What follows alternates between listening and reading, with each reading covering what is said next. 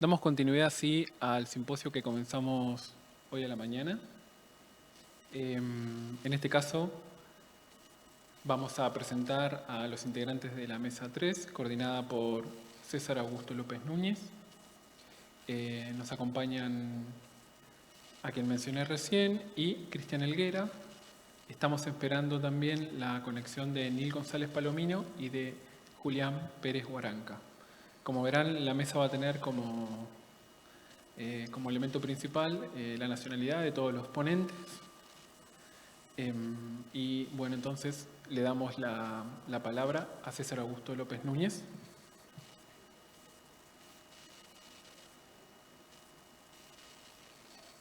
Perfecto, ¿qué tal? ¿Se me oye bien?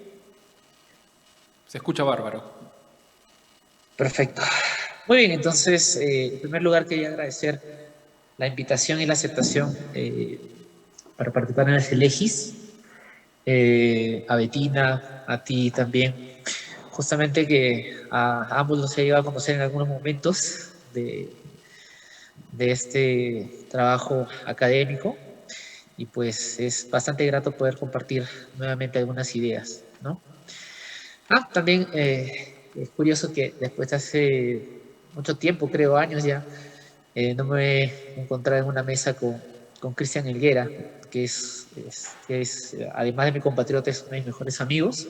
Hemos estudiado juntos y pues también es grato también trabajar y compartir ideas esta tarde allá y acá ya es mediodía, bueno, ya estamos igual entonces. Empiezo. Un antiedipo a la peruana, bien, eh, a diferencia de la fama y polémica suscitada por la publicación de El Antiedipo en la Francia de 1972 por Gilles Deleuze y Félix Guattari, la publicación de Edipo entre los Incas en el 2001 del escritor peruano César Calvo pasó inadvertida en el plano cultural de nuestra nación. Si bien ambos terrenos textuales son distintos, por un lado la filosofía y por otro lado la literatura, las obras mencionadas tienen un mismo objetivo: someter a evaluación el psicoanálisis. Quizá la obra de Calvo llegó tarde, ya que la teoría freudiana, con todo su séquito, ya no estaría en el centro de la discusión intelectual, ni por asomo, en comparación a una bullente década de los 70, en la que era necesario transitar por el espectro psicoanalítico de una u otra forma. Lo que nos reúne en esta ocasión, evidentemente, es el destiempo, pero no uno en el que se resalta lo tardío como un defecto, sino como una afirmación y además confirmación.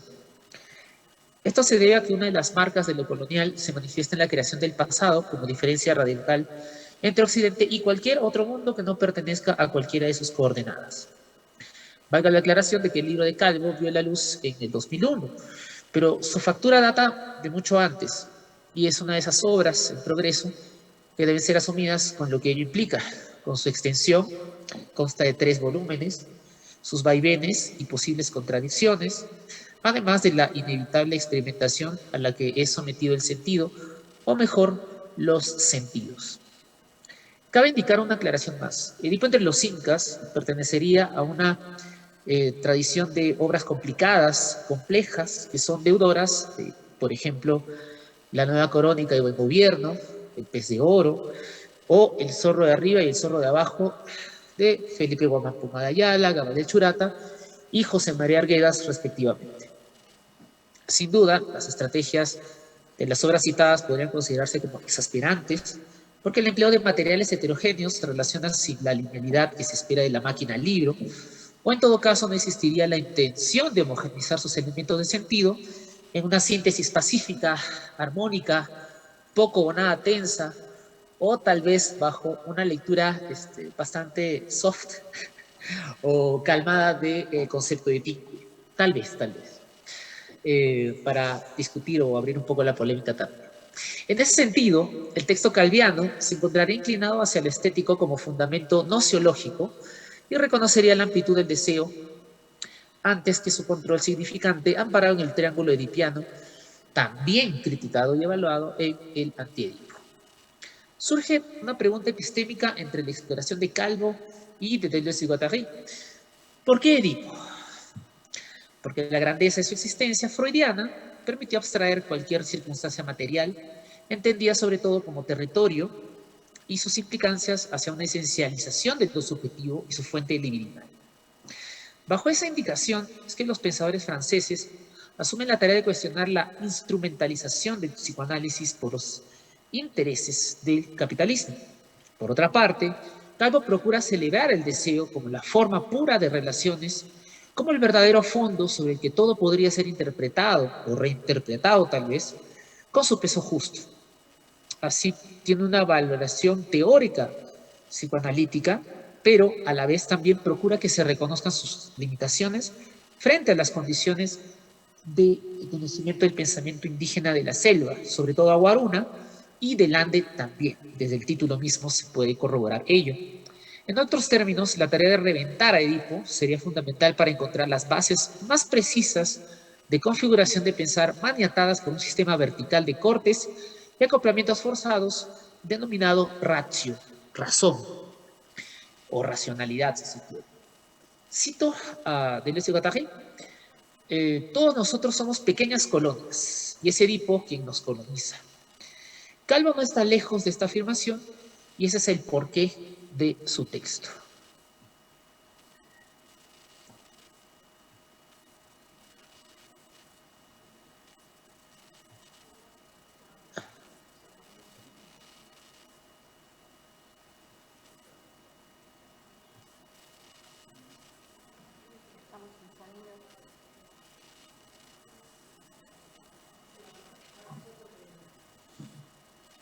¿Se me escucha?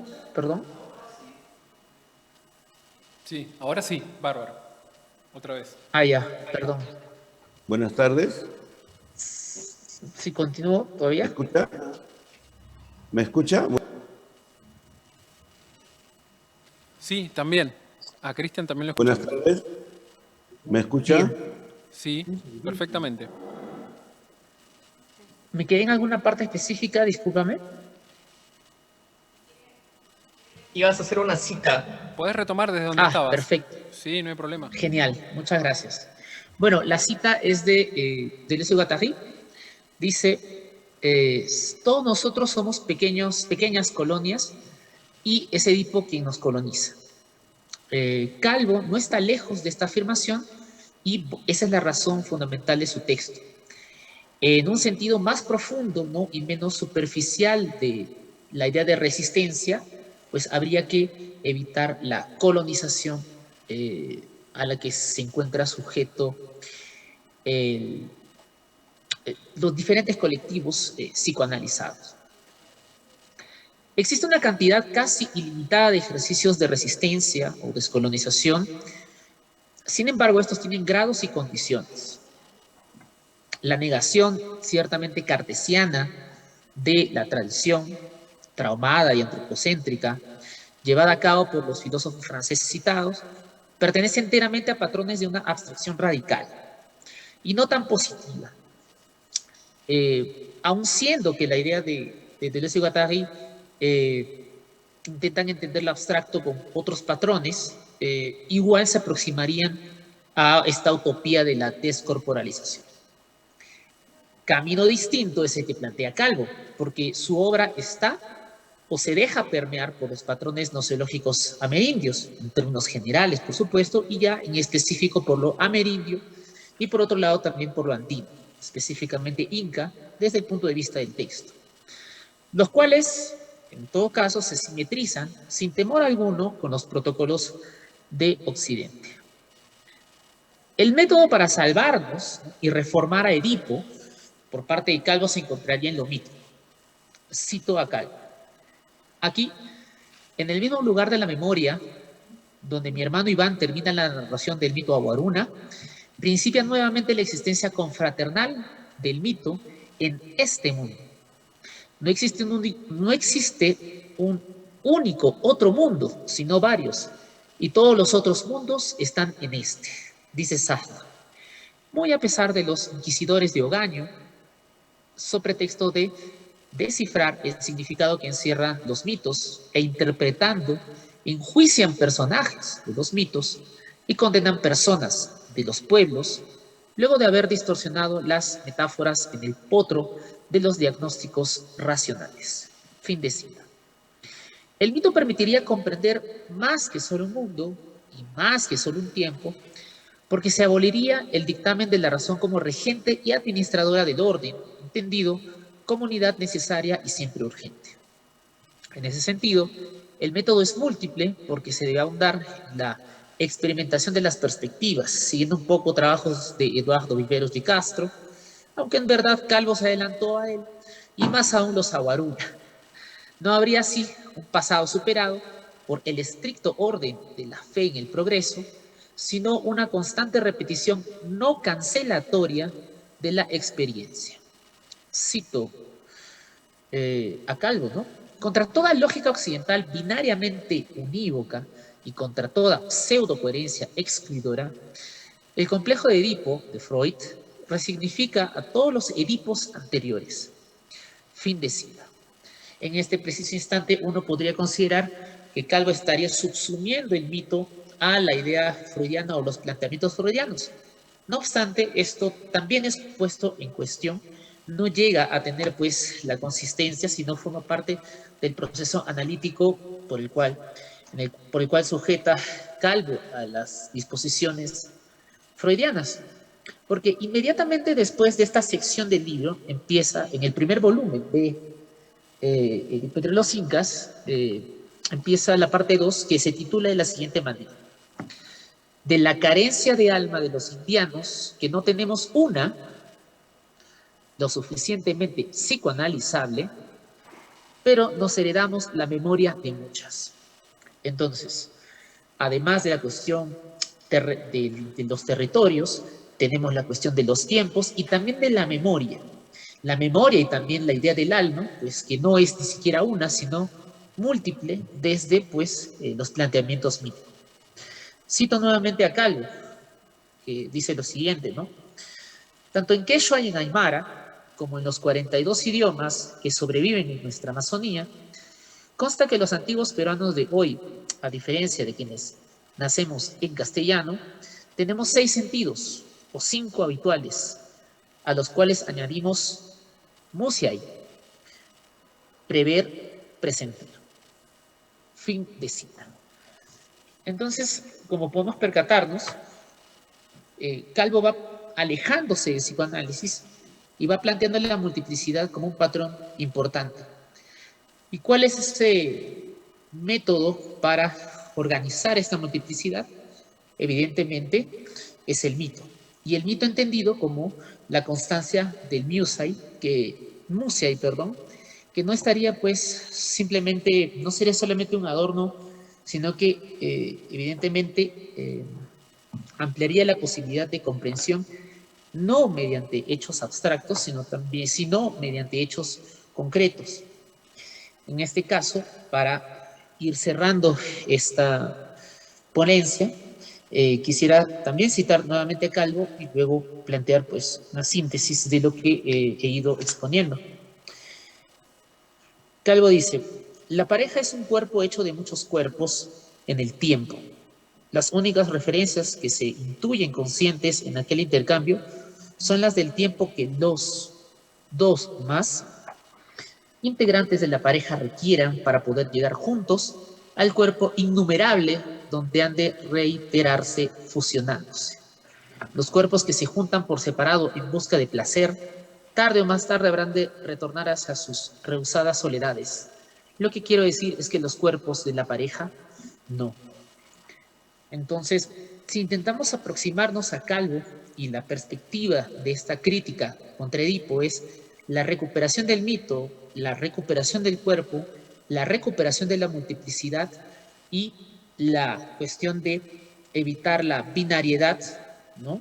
La cuestión también de poner en suspenso el racionalismo, o en todo caso, ciertos patrones que excluyen la posibilidad de relacionar una gran cantidad de sentidos y que pertenecen a una tradición de textos complejos que ya se citaron en su momento. Entonces, podríamos considerar que si bien el Antiedipo es un texto importante dentro de la tradición francesa y justamente pertenecería pues a este giro radical de una revisión de la ontología a partir de y contra el psicoanálisis. En el caso de Calvo, también con y a pesar del psicoanálisis, encuentra un método, ¿no?, que sustentaría de manera equilibrada, ¿no?, el mito como un método de los más adecuados para comprender las dinámicas del deseo, ¿no?, en, digamos, el territorio latinoamericano, porque también el libro apunta a una comprensión amplia del continente, tal como, si comparamos un poco, realizó Gamaliel Churata en El pez de oro. Muy bien, muchas gracias.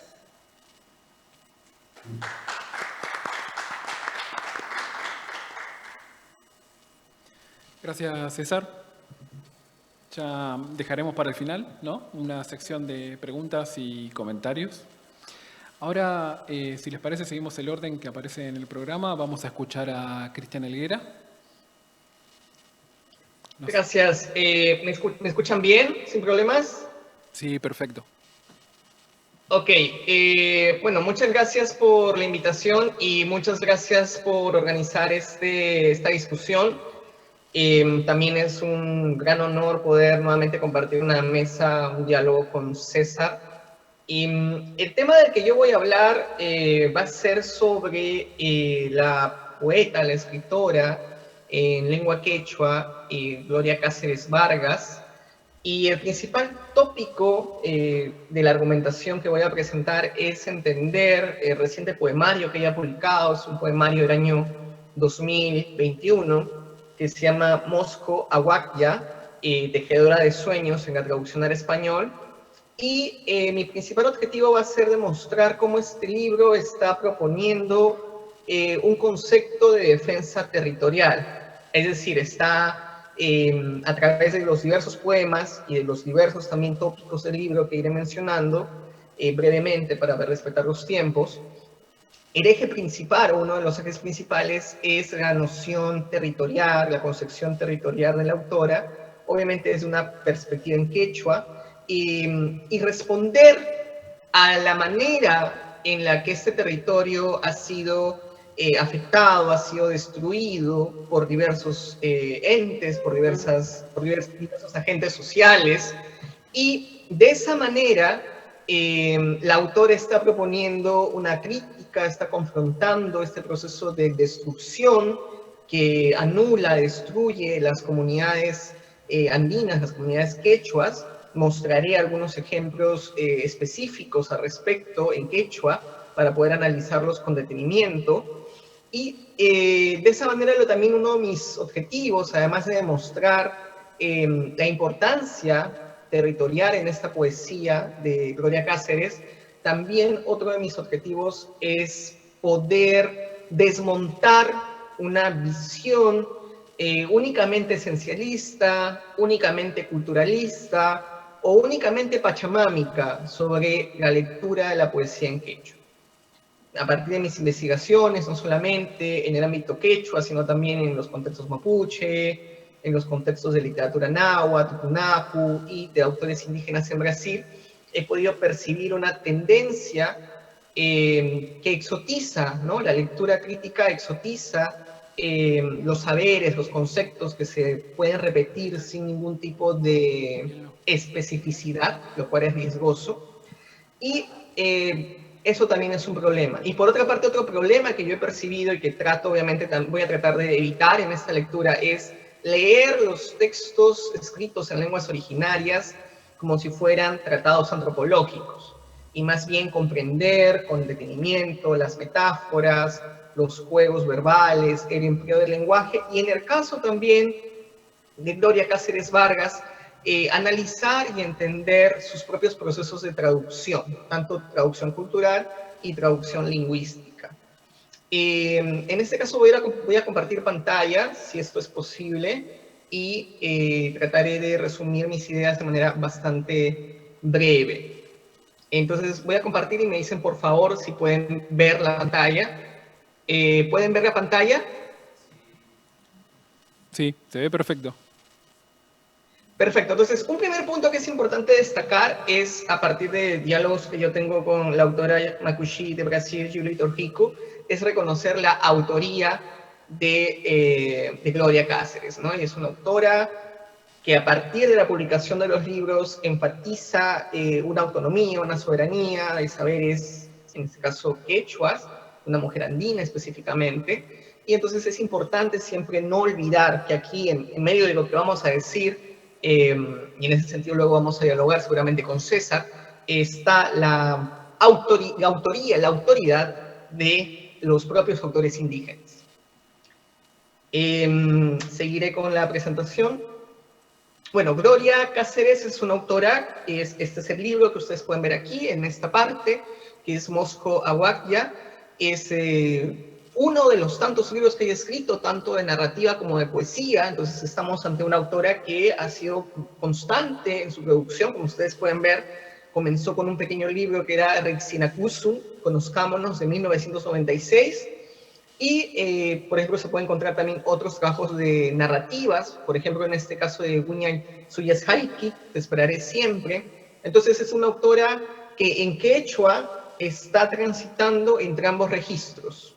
Y también es importante reconocer, y en ese sentido yo afirmo totalmente mi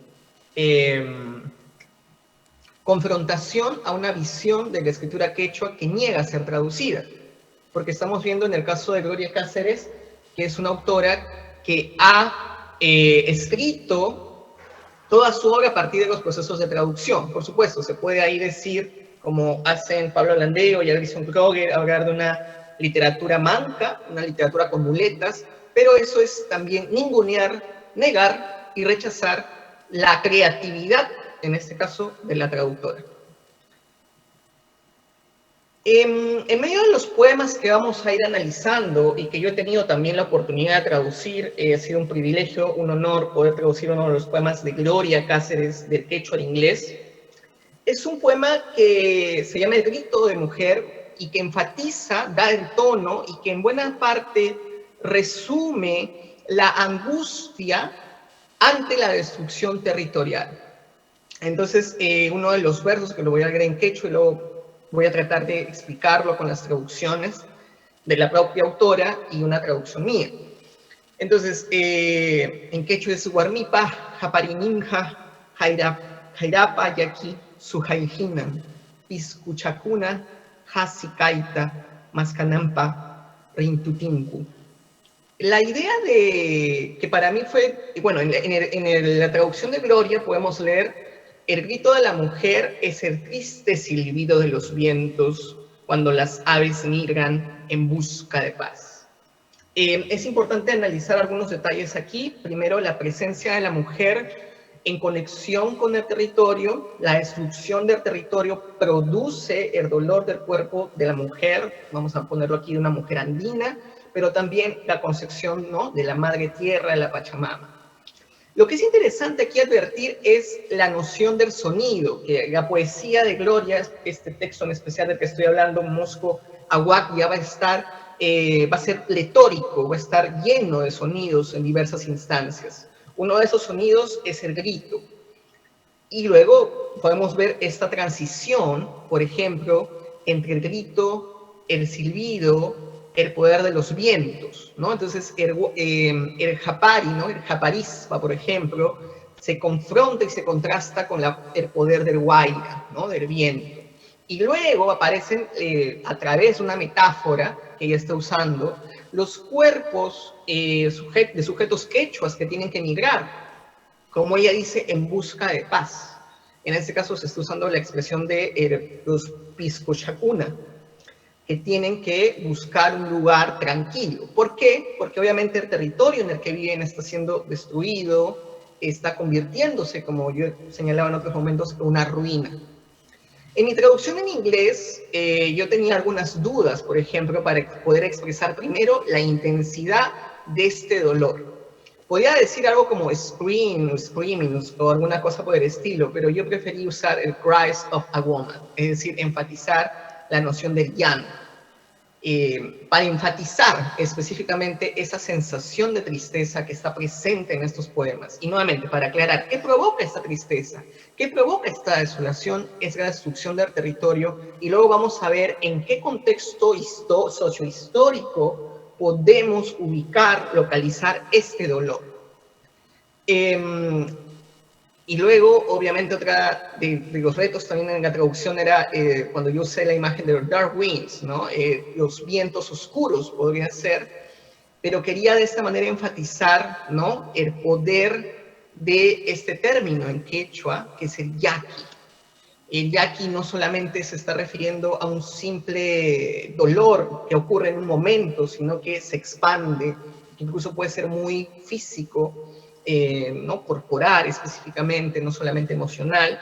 Y para mí quedaba la imagen de Dark Winds, ¿no?, The Hiss of the Dark Winds, para enfatizar esa idea de una expansión, ¿no? Y además es que no hay que olvidar el aspecto acústico, sonoro, ¿no? Hay algo, es un dolor expansivo.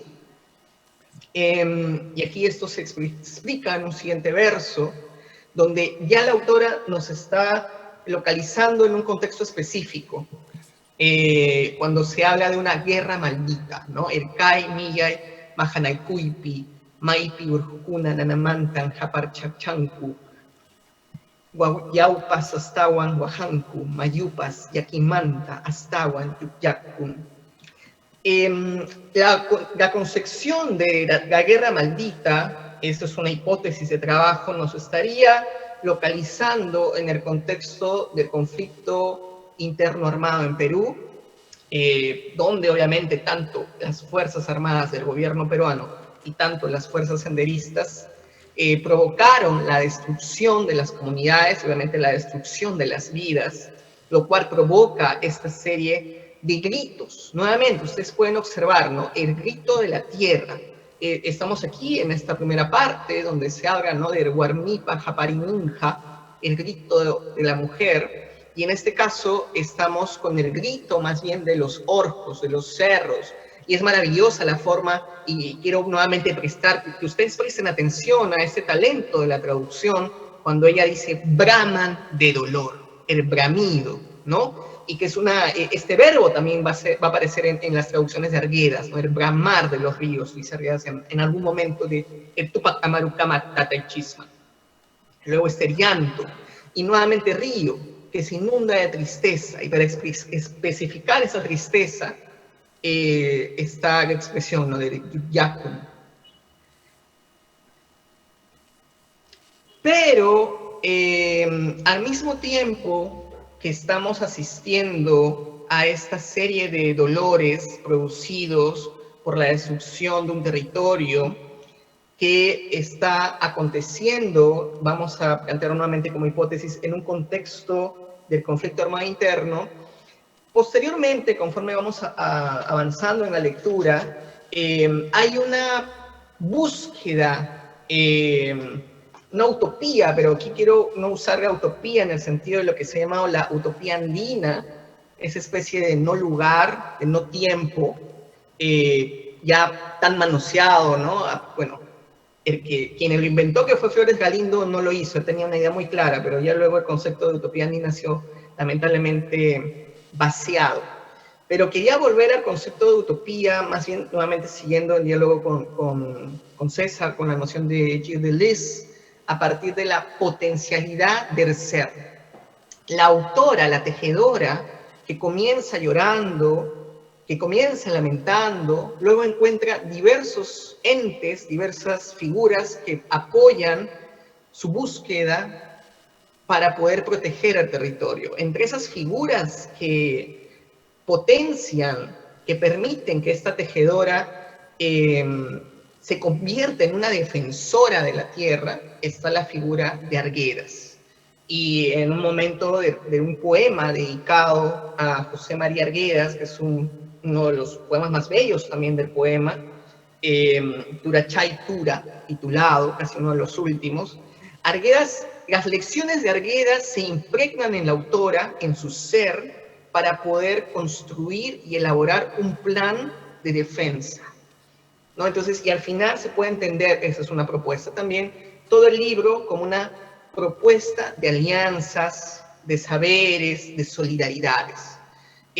Lo que a mí me interesa más también aquí es este momento donde se usa, por ejemplo, ya para concluir por cuestiones de tiempo, en quechua sería, ¿no?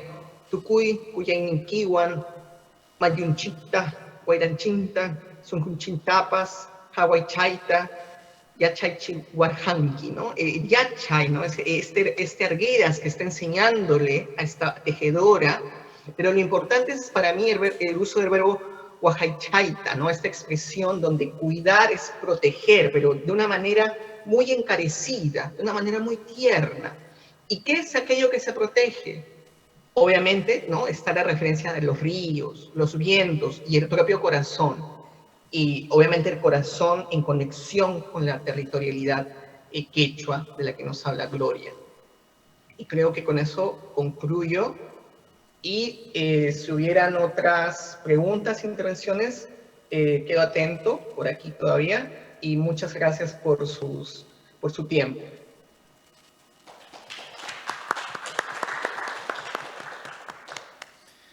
Cristian, muchas gracias por tu ponencia. Ahora pasamos en función de la disponibilidad virtual de los ponentes, a la exposición de Julián Pérez Guaranca. Hola Julián, ¿nos escuchás?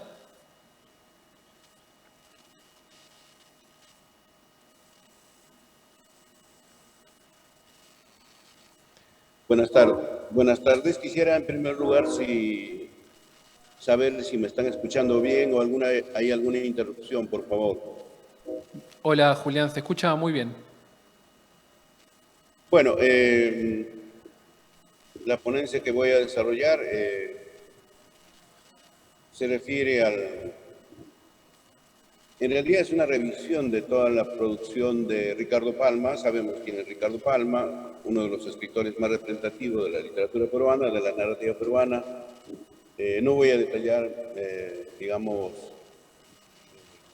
el sentido o la dimensión de su obra, sino voy a concentrarme específicamente a descubrir un poco o a visibilizar un poco el trabajo de Ricardo Palma en sus diferentes propuestas narrativas y ensayísticas, pero referidos fundamentalmente al sujeto andino, peruano. Voy a ahorrarme de ampliar en algunas de sus propuestas y por cuestiones de tiempo estoy ahorrándome algunas otras expresiones, sino solamente centrarme en el trabajo. Bueno, voy a leerles el trabajo que he desarrollado en torno a esta revisión de la propuesta de Ricardo Palma con respecto al sujeto andino, al sujeto indio. Entonces, capitulo mi trabajo, o segmento mi trabajo de la siguiente manera. 1. Breve revisión del universo textual y de la crítica sobre Ricardo Palma. Los textos de Palma que constituyen la muestra de este trabajo. Creo que es interesante detallarlo. Para la concreción de este trabajo se toma como muestra los textos que a continuación se detallan. La Gruta de las Maravillas, donde se cuenta que Mayta Cápac, llamado el melancólico cuarto inca del Cusco, después de vencer a los rebeldes de Tiahuanaco, se dirige hacia la conquista de los Chumbivilcas. Según Palma, esto ocurre en 1181. Huacari, el cacique Chumbivilca, al ver que no puede hacer nada contra el poderío del Inca, que había construido el gran puente sobre la Purímac, se reunió con sus principales e internándose a la gruta prefirió morir de hambre. Los dioses Auquis convierten a los principales en estalactitas y a Huacari en una huaca. Esta especie de santuario andino, con el tiempo, según Palma, se convirtió en un lugar turístico y de visita de grandes personajes. Una primera lectura de esta tradición nos indica que aquí se establece la imagen todopoderosa e imponente de la figura del Inca. Tanto la naturaleza, el río Apurímac, como el enemigo humano, en este caso Huacari, no pueden oponérsele. Se trata de establecer, por otro lado, la resistencia de Huacari, que prefiere la muerte a la humillación. Se observa además la articulación de una imagen de omnipotencia y poderío del Inca. En la Chirana del Inca, otra tradición, está el tópico del Inca magnánimo, comprensivo, humano, afectado por el amor. Se trata del Inca Pachacútec, que en una de sus tantas conquistas al mando de 40 hombres llega al Valle de Ica en 1412, según Palma. Tras un sometimiento pacífico, el Valle de Ica le rinde pleitesía. Cuando el Inca llega a Tate, queda perdidamente enamorado de una bellísima doncella, hija de una anciana. Ella, sin embargo, no puede aceptar los requerimientos del Inca porque está comprometida con un galán del lugar, a quien le guarda fidelidad. El Inca, magnánimo, comprensivo, asume el requerimiento de la bella princesa y le hace el descomunal obsequio que consiste en la construcción de un acueducto que va desde Molino y Trapiche, una distancia muy considerable, hasta Tate, pasando por diversos pueblos como Chavalina, Belén, Santa Bárbara, Canchajaya, San Martín, Vista Alegre, San Jerónimo, Santa Elena, Barcota, Tamayana, etc. Los 40.000 hombres que componen el ejército inca construyen la Chirana, lo que corre limpiamente hacia lo que es hermoso, durante 10 años.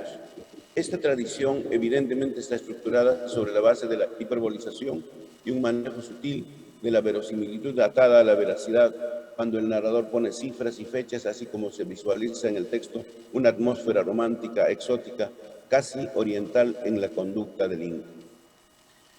En Payahuarcuna, otra tradición, el Inca Tupac Yupanqui, el rico de todas las virtudes, se pasea por el imperio y el pueblo aplaude a su soberano porque él da prosperidad y dicha. Esta es una cita de la traducción. Antes sometió a los pachis. En este enfrentamiento y posterior sometimiento de los pachis, las mujeres miran cómo ocurre todo. Un joven huanca es hecho prisionero y la tortolilla lo ve también y luego se echa prisionera de las huestes del Inca. Es hecha prisionera por las huestes del Inca. En Ispochaca, el Inca y su comitiva se detienen. La hermosa cautiva, dice Ricardo Palma en su tradición, la joven del collar de guairuros, la destinada para el serrallo inca, ha sido sorprendida huyendo con su amado, quien muere defendiéndola. Tupac Yupanqui ordena la muerte de la muchacha. Ella escucha con alegría la sentencia porque cree que así se reunirá con su amado. La cautiva fue ahorcada. Luego, entre Ispuchaca y Huaynampuquio, ella se convierte en una vaca, en un fantasma de piedra que, según Palma, hasta hoy asusta a los lugareños. En este texto se nota lo brutal como pudo ser el Inca, más con quienes asumían una actitud de oposición. Estas ideas luego las voy a desarrollar. Luego se trata en esta primera parte, digo entre paréntesis, de una revisión de los textos que he tomado en cuenta de las tradiciones referidas al mundo andino. Los incas ajedrecistas, otra tradición, refiere cómo los incas mostraron, según la historia ficcionalizada por Palma, gran capacidad de raciocinio y actividad mental. Para quienes practican el deporte ciencia, incluso su solo aprendizaje ya es un problema. Pero entender el juego, como lo entendían los españoles conquistadores en un año, solo viendo jugar a los contrincantes es poco creíble, poco posible. En los 2 capítulos de esta tradición se nos refiere la sabiduría mostrada por Atahualpa y por Manco Inca para este juego. En el capítulo 1, hallándose Atahualpa en prisión, salva de la derrota al capitán Hernando de Soto, su protector, de una derrota ante un tal Riquelme. Esta anécdota le parece importante a Palma, porque según él, está fuera de la razón para que Riquelme votara en contra suya cuando los españoles decidieron eliminarlo. Palma enfatiza en el azar de este hecho. En el capítulo 2, el personaje es Manco Inca, rebelde, quien apoya a los almagristas y tiene en Vilcabamba su refugio a españoles almagristas Diego Méndez y Gómez Pérez durante más de 5 años. Los españoles se entretenían en los juegos de los bolos y el ajedrez. El Inca no tarda en españolarse, dice Ricardo Palma, y jugar el ajedrez muy bien. Esta ficción le resulta, como en el caso de Atahualpa, fatal. La discusión con Gómez Pérez es por el enroque, una jugada que no es aceptada por las reglas del juego una vez movida una de las piezas. El Inca insiste y es insultado por Gómez Pérez, por lo que lo abofetea. El español reacciona y acuchilla al Inca hasta matarlo. Los indios de la zona reaccionan y hacen picadillo con el cuerpo del español. Esta tradición subyace, a mi entender, la idea de azar, de fatalidad, la presencia de algo sobrenatural, no solo en las anécdotas, sino en el mismo destino del imperio. Muestra, cómo no, al sujeto incaico dechado de virtudes mentales, tanto como los españoles, pero a quienes la suerte no los acompaña. Otra tradición, el que pagó el pato, muestra al Inca Túpac Atauchi, hermano de Atahualpa, creyendo que aún no habían asesinado los españoles a Atahualpa, reúne ingentes cantidades de oro, pero una vez que se entera, esconde el tesoro y organiza junto con Quisquis y el general Inca el hostigamiento continuo a Pizarro en su viaje hacia el Cusco. Quisquis, en una de las únicas batallas ganadas por el ejército incaico de Atahualpa, hace caer en una emboscada a las huestes de Pizarro, mata a unos cuantos soldados españoles y toma presos a 13. En este número estaban quienes habían dirimido con su voto la muerte de Atahualpa, lo cual sabía Tito Atauchi. Con los españoles prisioneros, Tito Atauchi se muestra magnánimo, los perdona y los deja libres, pero Atauchi había escogido a uno de los españoles para tomar venganza por la muerte de Atahualpa. Este era Sancho de Cuéllar, a quien el Inca da muerte de la manera más atroz junto con sus partidarios, porque él había oficiado de escribano en la sentencia de muerte dictada para Atahualpa. Él pagó el pato de la boda, según el narrador del texto. Lo importante de esta tradición, a más de los datos estadísticos y de la fecha aparentemente exacta, es la visión de Palma con los españoles. Para Palma, la ejecución de Atahualpa fue azarosa, porque no estuvo con él el día de la votación el capitán Hernando de Soto. Más adelante afirma que los españoles pudieron haberse ahorrado esa ejecución y consiguientemente la conquista se hubiese dignificado. Es lo que afirma Palma. Una conquista como la española sobre el Perú antiguo, haciendo las sumas y las restas, ¿puede ser digno por algún lado? Es una pregunta que me hago yo. Cuando habla de Sancho de Cuéllar, hace notar que se trataba de uno de los 13 de la Isla del Gallo, a cuya heroicidad se debe la realización de la conquista. Nótese que la conquista fue algo así como una acción necesaria, justificada, incluso hasta altruista, en la mirada de Palma. Esta tradición, desde luego, da para más, y vulgar en este sentido. En el desarrollo del presente trabajo trato de ahondar en esto.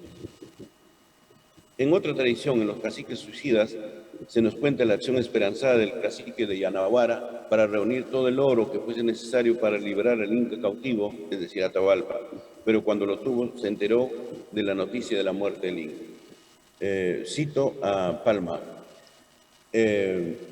En esta tradición, el cacique mandó construir entonces una escalera de piedra que le sirvió para transportar el tesoro de la empinada cueva de Pítico. Luego hizo destruir la escalera y se enterró vivo en aquella inaccesible altura. Fin de cita. Esta historia nos hace ver una personalidad drástica del sujeto inca. Según el narrador, esta actitud se vuelve a poner de manifiesto años después, cuando el cacique de Huanza y Carampoma, ya durante la fundación de Lima, quien desobedeciendo la orden de Pizarro de llevar a sus indios a trabajar, hace lo propio metiéndose en una cueva a la que manda cerrar con una roca enorme para morir por suicidio. Palma homologa claramente ciertas costumbres incaicas asumidas por él como salvajes con las de las poblaciones andinas de la época colonial. El fantasma del sujeto andino que entraña una condición salvaje, primitiva, está plenamente expresado en esta historia. En la tradición Carta Canta se refiere la especie de ingenuidad de dos indios a quienes un terrateniente español confía para que la cosecha de melones lleven 10 a un amigo suyo. Además les envía una carta en la cual detalla cuántos melones está enviando. Bueno, esta tradición es muy conocida porque fue trabajada por críticos literarios peruanos bastante reconocidos, como el caso de Antonio Cornejo Escolar, ¿no? Para demostrar una serie de afirmaciones que él postula con respecto a la heterogeneidad en contra de la homogeneidad en la literatura peruana. En las tradiciones, un tesoro y una superstición, la laguna del diablo, orgullo de cacique, los malditos, la venganza de un cura, esquive vivir en Quive por beber una copa de oro, el peje chico, etcétera, etcétera, se tematizan las supuestas taras o vicios o prejuicios de los indios, tanto republicanos como de las épocas anteriores. En estas tradiciones, el indio o bien es un traidor que no reconoce las bondades que el amo aristócrata le brinda, un aliado del diablo, un orgulloso, un ambicioso o un ladrón de quien hay que alejarse como si sus vicios fuesen contagiosos. Es evidente que en más de una tradición se establece que toda respuesta negativa a las pretensiones de evangelización o del avance de la religión cristiana entre los indios es sinónimo de barbarie, ignorancia e incultura, casi sin solución. En su libro Parrafadas de Crítica encontramos el texto Ollantay como tema. Es un trabajo crítico que Palma realiza acerca de la traducción de Constantino Carrasco hizo de la pieza teatral quechua del mismo nombre al español. En un comentario crítico de reconocimiento al trabajo de Carrasco, Palma deja dichas algunas observaciones que me parecen muy importantes para los fines que persigo este trabajo. En primer lugar, reconoce el avance cultural en que se encontraban a la llegada de los españoles, tanto a los grupos Anáhuac como el del Cusco. Se atreve a decir que tuvieron literatura.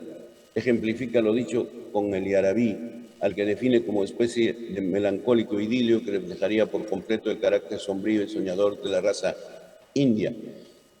Nótese, digo yo,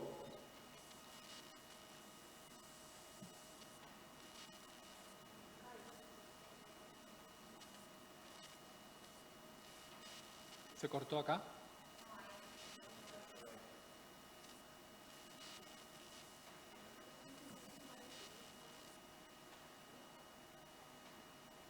Bueno, esperamos unos segundos a ver si los problemas de conectividad de Julián se resuelven.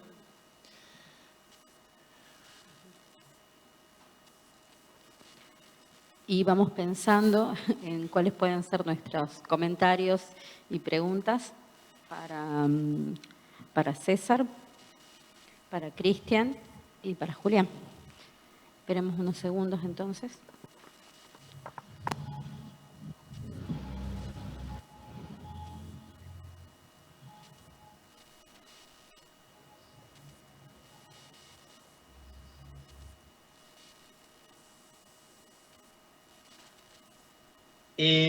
Bueno, de repente para no quedar en silencio yo voy haciendo una pregunta, si aparece Julián, retoma. Solamente que quería dejar ahí una idea con César. Y era esta cuestión de, claro, en Calvo hay varias intersecciones de estilo. Edipo entre los incas es uno de los textos que ameritan más trabajo y creo que César está envuelto en esa tarea, lo felicito por ello. Pero también quería, no sé, consultarle, hacer de repente algunas ideas que podamos compartir sobre qué piensas tú de este hecho de Calvo, que a veces sí tiene esta vertiente, ¿no?, indígena, amazónica, pero inevitablemente, de manera inevitable, a veces pesa más en pasajes, incluso de las tres mitades de Inomoyo, pesa más lo real maravilloso, ¿no? Esta categoría tan complicada, lo real maravilloso, e incluso hasta ciertas tendencias indigenistas. Lo dejo ahí que ya volvió con Julián.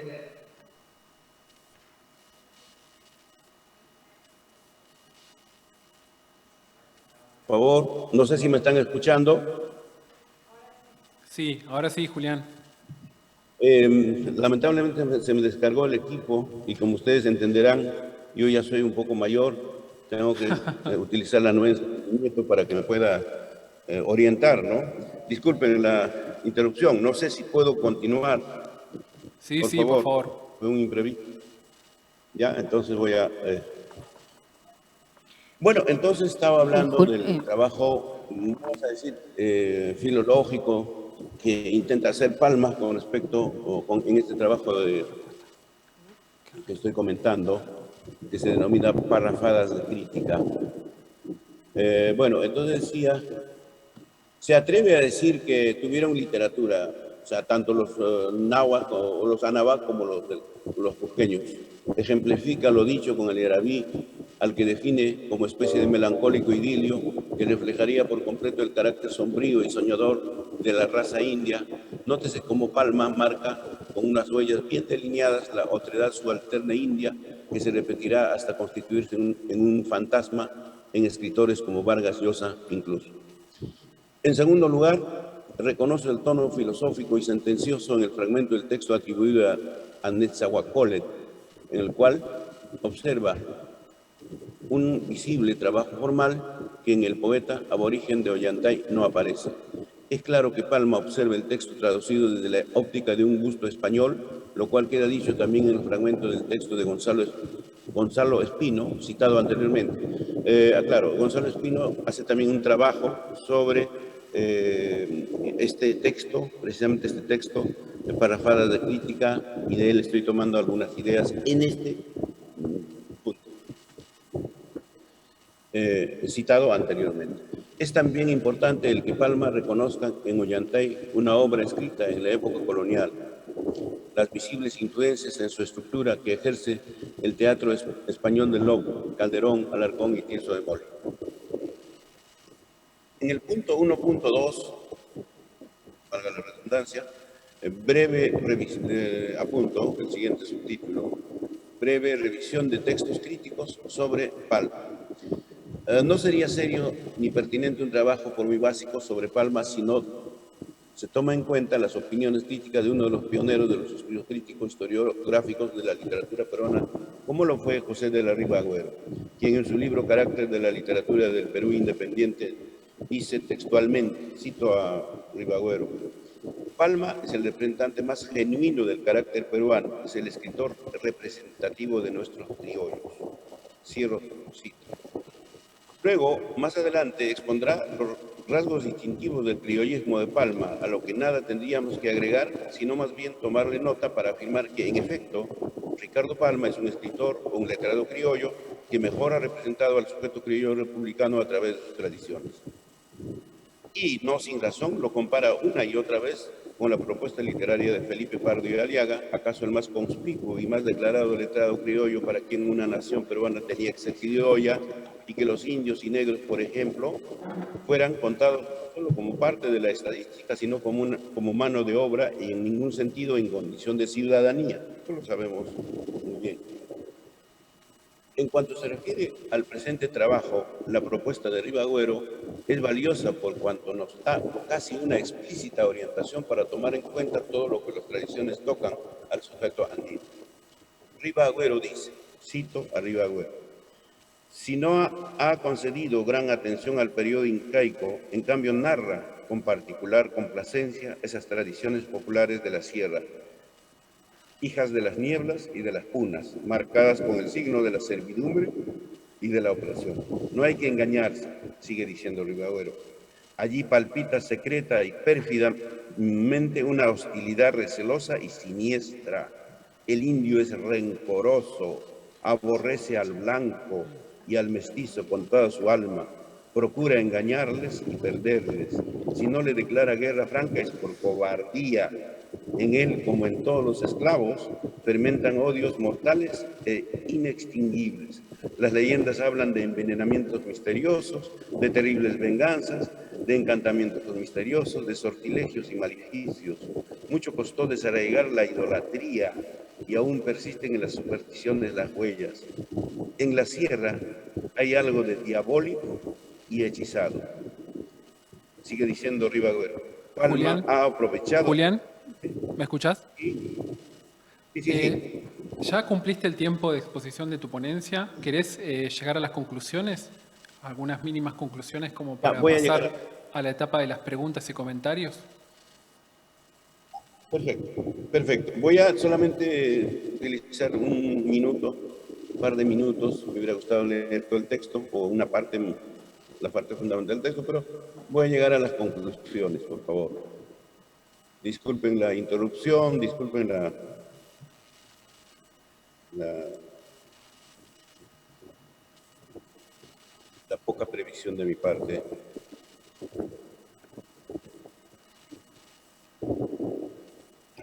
Conclusiones. Bueno, voy a leer simplemente las conclusiones. Palma construye la imagen del sujeto andino prehispánico como parte del pasado de un proyecto criollo, así como también lo representa alejada de toda actualidad viva y emergente, convirtiéndolo en mera figura decorativa, circunscribiendo de este modo en un intelectual criollo su perspectiva consciente establece o abona a establecer el sostén cultural y político de la ideología dominante de la sociedad peruana del siglo XIX, que es la misma o que apenas se diferencia en el siglo XX. Es falso, por lo menos parcialmente errado, considerar que el discurso de Palma es un discurso aséptico, que no expresa sus circunstancias y sus intenciones y no manifiesta un conjunto de rasgos de la conciencia que apuesta por una nación criolla preponderante. La ironía, la risa, lo carnavalesco en la representación de los personajes andinos, sobre todo del indio o la imagen del indio, no es garantía de la incorporación de las aspiraciones de las poblaciones subalternas. Más por el contrario, permiten su rechazo, su postergación y sobre todo quitar todo valor a su discurso, a su performance cultural como agente, por lo menos en parte, fundamental de la constitución de la sociedad peruana en su conjunto.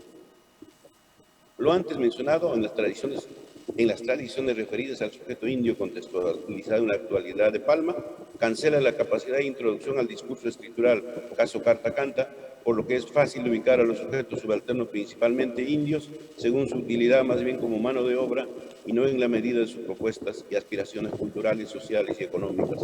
En otras palabras, en el discurso cultural establecido por Palma, acaso esencialmente de manera implícita, pero a veces abiertamente, se reconoce que el Estado-Nación criollo quiere al indio como trabajador y no como ciudadano.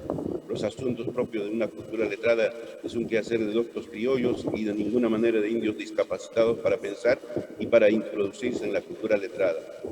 4. Las propuestas anteriormente señaladas presentes en los textos de Palma no están expuestas de manera explícita, sino más bien implícita. Esto puede explicarse mejor asumiendo la dualidad del ser humano, es decir, por cuanto el sujeto es escindido, lo señalado se sitúa atrapado atrapado más que en su discurso consciente, en el discurso inconsciente que aflora permanentemente.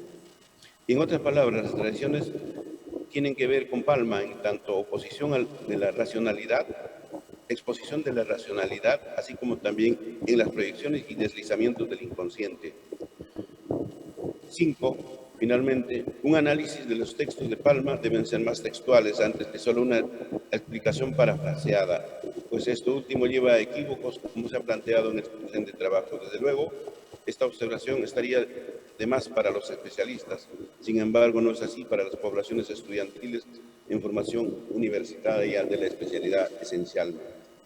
Bueno, estas son las conclusiones a las que he llegado después de una investigación. Me hubiera gustado desarrollar por lo menos una buena parte de la investigación. Lamentablemente he tenido otros percances, como no haber leído oportunamente los tiempos y demás. Bueno, en todo caso, esta es mi participación y les agradezco al Congreso por escuchar mis palabras y estoy llano para devolverles las preguntas que me hagan. Muchas gracias, Julián, por compartir tu trabajo con nosotros. Ahora sí, después de estos minutos de suspenso, pasamos a, si quieren, retomamos a partir de la respuesta que podrías darle, César, a los planteos de Cristian. Sí, claro. ¿Se me escucha? ¿Se me escucha? Sí, perfecto. Ah, ya, genial. Bueno, para empezar, la indicación de Cristian es pertinente sobre todo en el segundo volumen de Edipo entre los Incas. Yo tengo una observación crítica sobre el libro que tiene que ver con que tiene una fuerte influencia de Manuel Escorza. Yo no considero a Manuel Escorza a Manuel Escorza sí consideraría como un escritor indigenista, es decir, de todas maneras tiene una focalización externa a lo indígena. Calvo podría estar en un punto intermedio debido a que intenta tomar el mito como un método o como una forma de criticar el psicoanálisis, criticar también la visión de cómo se ha entendido la experiencia colonial. Además hay que tener en cuenta otros detalles, ¿no? Que también hay discusiones filológicas dentro del libro de de Calvo, y por otro lado también, al iniciar el volumen 1, empieza con un mito de la sexualidad, y cómo la sexualidad más bien es una unidad. Entonces, si partimos de ese primer momento, no podríamos calificarlo de indigenista, porque se intenta, por lo menos, ya si se quiere, ¿no? Emplear como método los patrones, ¿no? Por ejemplo, de la multiplicidad, de la no diferencia, de la continuidad cultural entre la naturaleza. Por eso no lo consideraría. Y sí, como un defecto, literalmente lo estoy empleando acá, haberse dejado influir mucho por Scorza, en verdad. Yo considero eso. ¿Puedo preguntarle a Cristian? Solamente quería una aclaración más que una pregunta, creo. ¿Se puede? Sí, sí, por favor. No me quedó muy claro la relación íntima o tensiva, tal vez, entre la territorialidad y la construcción de la poesía en Cáceres. ¿Podrías de repente ahondar un poquito en estos aspectos territoriales? O de repente, ¿cómo entiendes de manera muy específica la territorialidad o defensa de la territorialidad en los versos? No me quedó muy claro, solamente por eso te lo pedía, Cristian. Gracias. Sí, claro, muchas gracias, César, muy amable. Bueno, el libro tiene una diversidad de tópicos que yo estoy identificando. Por ejemplo, aparece el tema de la migración, aparece también una vertiente que es muy interesante, que se está explorando mucho en diversas autoras indígenas, que es el tema erótico también. Por ejemplo, está con Alejandra Cruz Juárez, escritora Tutunacu, en México. Está con Roxana Miranda Rupailá, escritora mapuche, en el contexto chileno, y también está comenzando con Yuli Dojico, que está escribiendo poemas con esa orientación, ¿no?, del cuerpo erótico de la mujer indígena. Dentro de esas vertientes, lo que yo he identificado es esta preocupación por la destrucción territorial, ¿no? O sea, son poemas muy específicos. Por ejemplo, hay un poema muy claro, con un título además que evoca esta serie de preocupaciones, que se llama ¿Y qué dolor es este?, ¿no? Ima Nanaitak Kaika.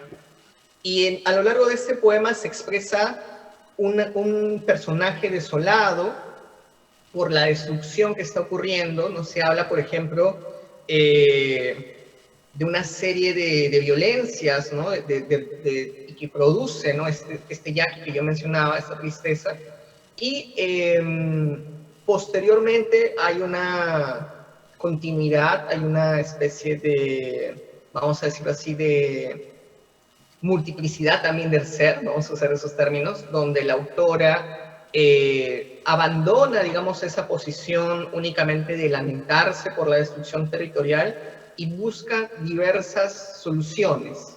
Un poema donde se ejemplifica ese es otro poema que se llama Huija, un llamado, donde ya más bien ella está planteando, haciendo una especie de invocación, así como haría Arguedas también en el Tupac Amaru Kamak y Chisman, para poder crear alianzas que puedan solucionar o evitar la continuidad de esta destrucción. Y al final, en el poema final, el poema que da título al libro, que es Moscua Guacria, Tejedora de Sueños, ya la autora se reconoce no solamente como alguien que está protegiendo la yacta, digamos, su propia comunidad, sino que más bien ya está protegiendo todo, vamos a decirlo así, el sistema planetario. Entonces ya hay incluso una extensión de esta concepción de territorio, ¿no?, que llega a ser incluso global. Entonces hay un seguimiento, digamos, ¿no? Bueno, y eso, y espero que haya quedado claro, y si no, seguimos conversando también con el público. Y muchas gracias, César, por la pregunta. Bueno, gracias por tu respuesta. No sé si acá alguien del público quiere hacer alguna pregunta. No. Bueno, yo tengo algún comentario, va en realidad para César y para Cristian. Primero, para César me gustó mucho tu trabajo y quería preguntarte si... Yo no leí Edipo entre los Incas, pero sí estoy trabajando las 3 mitades de Inomoxo. Quería preguntarte si vos tal vez habías articulado o habías pensado en sí esa recuperación del mito, del cuerpo y de la suspensión de la binariedad, como le llamás vos, no se podía ver también plasmado en las tres mitades de Dinomoxo. Es decir, como si en Edipo entre los Incas hubiera una elaboración más teórica de estos conceptos y en las tres mitades de Dinomoxo una aplicación más práctica a partir de, digamos, la recuperación de los mitos, la noción del cuerpo a partir del consumo de ayahuasca y, bueno, la suspensión de la binariedad que da para largo, ¿no? Pero podremos pensar a partir del título mismo de la obra de Calvo. Y después, para Cristian, si no habías podido recuperar ahí en lo que vos planteás a partir del primer poema, ¿no? Esta idea de las lágrimas de la mujer, que vos definís como la angustia ante la destrucción territorial, si es posible una recuperación de lo que es el giro afectivo y lo que tiene que ver con la corporalidad y una relación posible con el extractivismo, ¿no? Porque esa angustia ante la destrucción territorial podría ser plasmada a partir de conceptos actuales que trabaja el extractivismo como la solastalgia, ¿no? Que es la angustia corporal que siente una persona cuando ve esta destrucción ambiental, digamos. Esos serían los dos comentarios de las dos ponencias que me parecieron muy buenas. No sé quién quiere responder primero. Yo no, por el orden, para que Voy a ir en orden. Cristian continúe, quería empezar indicando que hay una pregunta en el chat, si no me equivoco. Sí, hay una pregunta en el chat. Ya, me gustaría enlazar esa pregunta con la tuya, si te parece. Bien. ¿Querés que la diga en voz alta? Así, Ya. Así la escuchan los Sí, claro, presentes para acá en la compartirla. sala. Sí. Dale, Está bien. gracias. Lenin Heredia Mimbela pregunta, una pregunta para César, ¿no? ¿Qué características de género posee el texto de Calvo? ¿Puede describirlo? ¿Y de qué forma el mito organiza los sentidos y la estructura en este texto? Ahora sí, César, gracias por hacer de administrador de la mesa. Sí, genial. Para empezar, el texto, según Calvo, él dice que es un ensayo. ¿Bien? Eso es lo que propone Calvo. Sin embargo, a lo largo del texto nos podemos percatar que incrusta faxes, cartas, fragmentos narrativos, también obviamente mitos, testimonio, también incrusta poesía. Entonces podemos indicar pues, que el texto es multiforme, ¿no? Se suele utilizar, por ejemplo, el texto híbrido, pero yo intento evitar un poco esos términos que ya están un poco manidos, entonces prefiero decir que es un texto múltiple, ¿no? Y por ende, como texto múltiple, esto obviamente genera problemas clasificatorios, ¿no? Por un lado, entonces, podemos decir que es un ensayo, pero no es un ensayo sui generis, sino es un ensayo, que es un ensayo sui generis, es un ensayo literario, y como indiqué en mi ponencia, está a nivel estilístico y también a nivel estructural bajo la sombra, buena sombra, hecho sea de paso, ¿no? O en continuidad de la tradición con el pez de oro. Ahora, sobre cómo el mito organiza los sentidos y la estructura del texto, es importante también reconocer que no podríamos plantear o pensar el mito desde una cuestión estructuralista, sino más bien postestructural, es decir, que el mito se va a alimentar de diferentes puntos a través de una especie de sintonía de sentido, ¿no?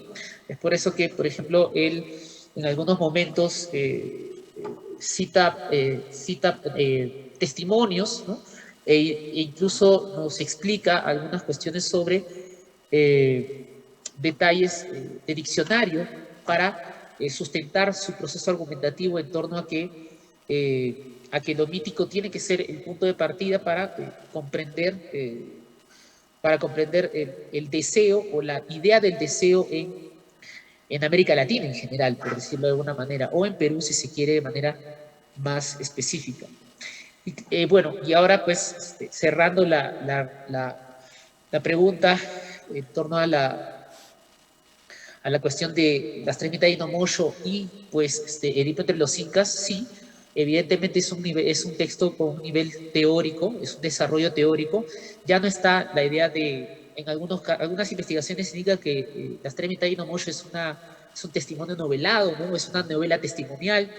Sin embargo, yo hago énfasis en mis lecturas sobre las condiciones de construcción de los textos. Es decir, ¿cuál es la condición de construcción de las tres mitades no Mosho? ¿Cuál es la condición de escritura de Edipo de los Incas?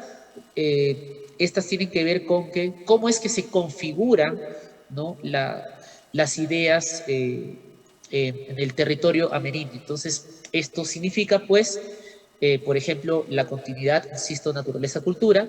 Por ende, no sería un texto ecocrítico, porque la ecocrítica sigue dentro del pensamiento occidental en la defensa de la naturaleza como si fuese otra cosa y como si nosotros no perteneciéramos a la misma y si no fuéramos un fragmento más, o partiendo de la descentralización de lo quitar lo antropocéntrico, por supuesto. Entonces, bajo ese criterio, pues, sí, Edipo de los Incas profundiza en las condiciones de creación de sentido a partir del mito, y pues las tres mitades no Mosho es una primera exposición, ¿no?, o validación narrativa, si se quiere, ¿no?, de estas condiciones a partir de el diálogo con un diálogo con un chamán. Última indicación, remito a leer La caída del cielo de David Copenagua.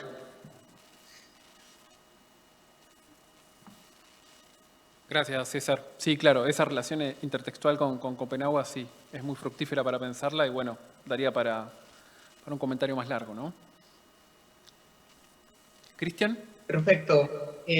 Muchas gracias. Sí, no, de hecho es un poemario que expresa la intensidad de afectos a partir del dolor y que en ese sentido se conecta también con una tradición, vamos a decirlo así, de la poesía quechua, por ejemplo, con Eduardo Inamango en Pucutay, también con Dida Aguirre, ¿no? Que también está buscando, ¿no?, en Jarawi esta intensidad del dolor ante la destrucción, y que se puede hablar también que continúa con autores como Washington Córdoba.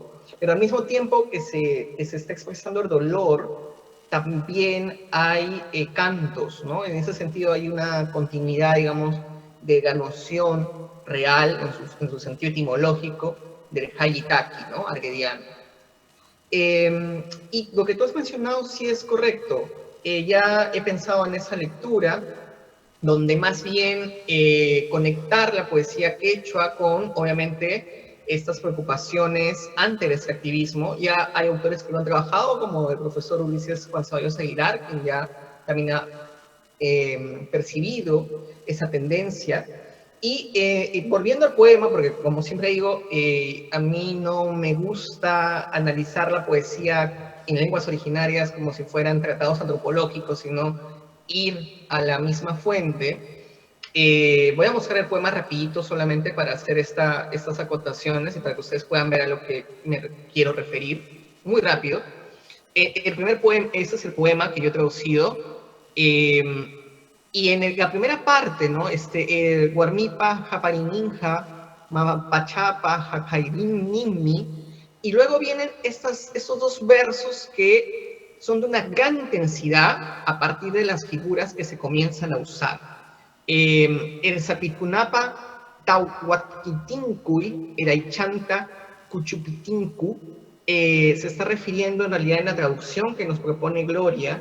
Ella dice, el grito de mujer es como el grito de la tierra que sangra cuando hurgan sus raíces, cuando tajan su carne, ¿no? Bueno, cortan, laceran su carne, y esas dos imágenes están manifestando claramente lo que tú señalabas respecto de una violencia material, corporal, que está ocurriendo en el cuerpo del territorio y que además luego se va a conectar con el cuerpo de la mujer.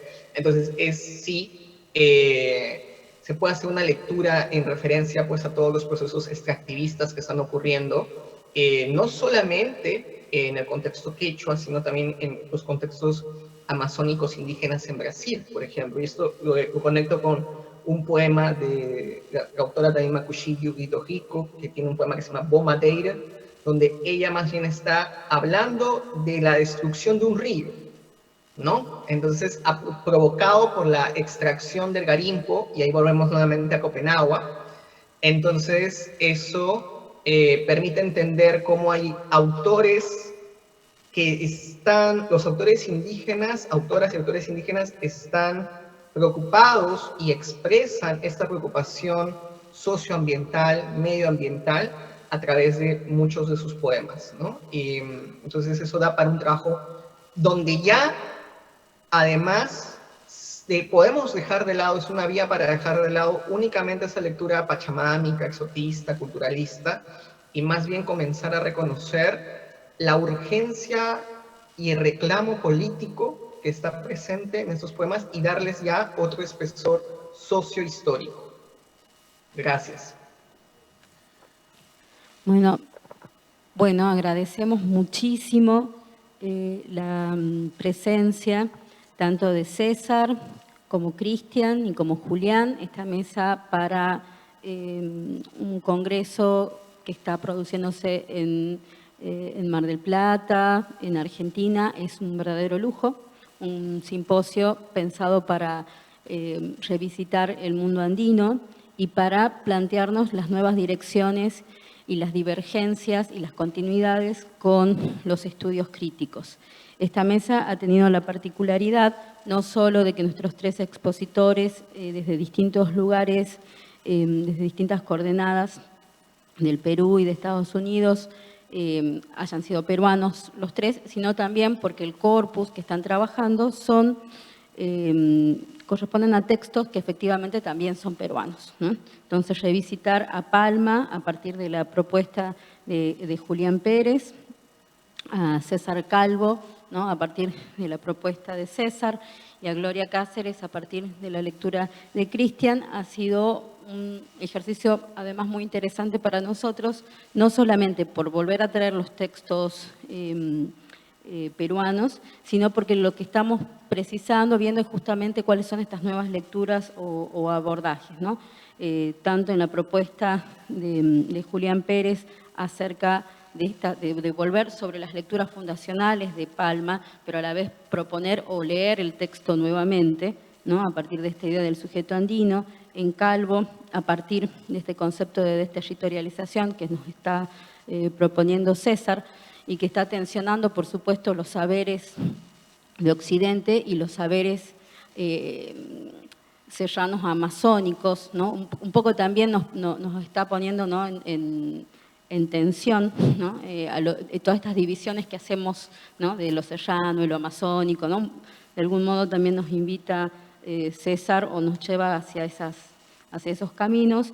Y en el caso de Cristian, que también a partir bien de la defensa del territorio, pero la fuerza que aparece aquí, la idea de la traducción para nosotros, sobre todo, por ejemplo, para lectores que no somos quechua hablantes, ¿no?, y en relación con este dolor expansivo, los yaquis, ¿no?, son formas también de proponernos nuevos caminos por las lecturas, ¿no?, propias de la crítica, ¿no? Entonces, en ese sentido, agradecemos muchísimo esta presencia y nos parece un lujo esta mesa.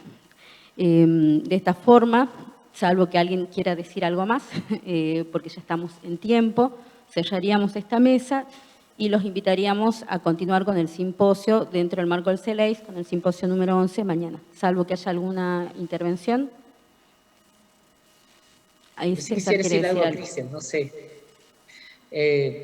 Justamente lo último que comentó, me parece que sí se podría enfatizar en que si hay una poesía actual, ¿no?, constante, de buscar alternativas en torno a la continuidad de la Pachamama a pesar de un contexto predatorio de la naturaleza, entre otros, no se tenga que confundir necesariamente con que hay una especie de defensa ecológica, ¿no?, una defensa de la naturaleza, insisto, como si fuese un objeto, ¿no? Porque, por ejemplo, si pensamos en Ailton Krenak, ¿no?, o el mismo David Copenhague, ¿no?, ellos, por ejemplo, hacen chistes que dicen, ¿no?, los occidentales creen que nosotros somos ecologistas, y en verdad no lo somos, sino que nosotros consideramos que debemos proteger la naturaleza porque no es que sea diferente de nosotros, sino forma parte de nuestra existencia en la cual nosotros no somos el centro, ¿no?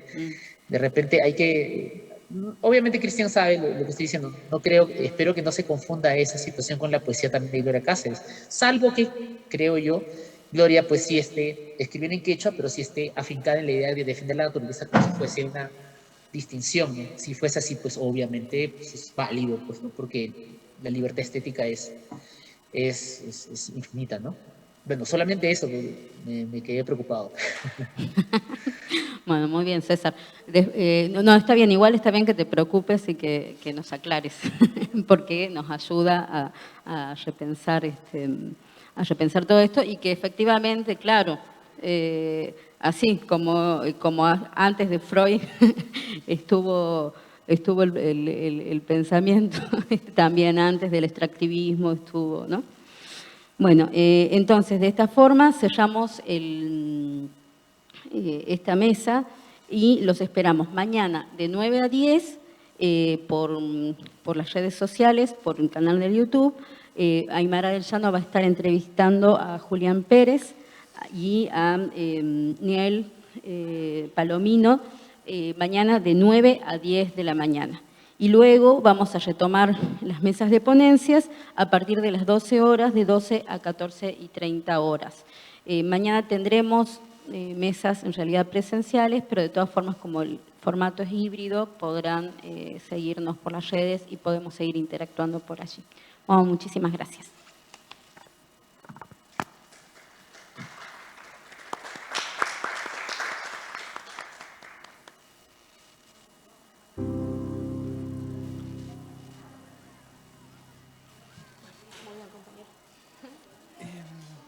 No sé qué habrá entendido, pero...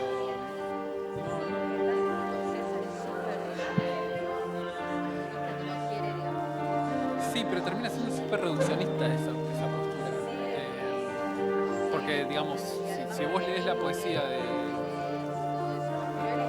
Bueno, claro, y él termina leyendo Deleuze. Sí, claro, habría... en realidad...